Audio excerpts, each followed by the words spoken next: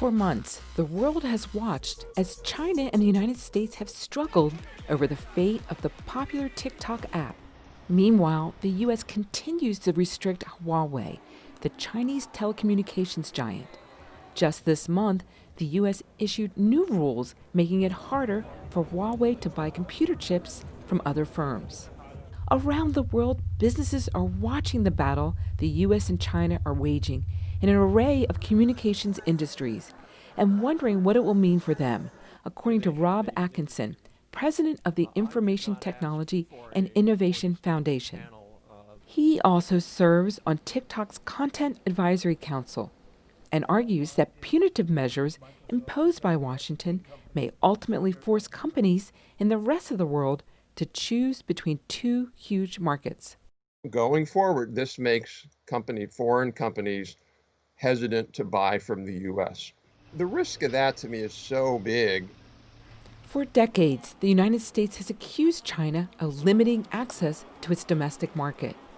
Now the U.S. is ousting some Chinese companies from its marketplace, a shift many find surprising, said Heather Evans, Director of Frontier Technology Research at the Asia Society of Northern California. That type of control or sort of nationalism has definitely been something that America seemed to be the polar opposite of. This might be the beginning of a much stricter data regime and even more barriers for international companies that try to operate and win in the American economy.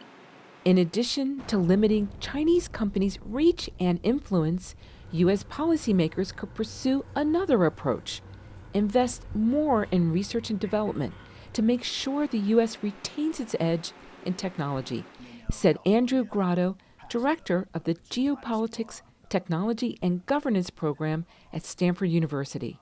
In a horse race, you can either outrun the competition or you can kneecap the horse before the race.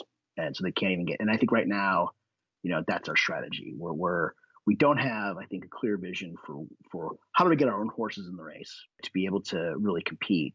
What is an appropriate role for the government to take, whether that's in regulatory policy, whether that's in promoting research, innovation, as we look ahead to the future. China's ascendancy as a technological powerhouse is sure to continue, likely putting it and the United States on a continued collision course over key industries. Michelle Quinn, VOA News, Oakland, California.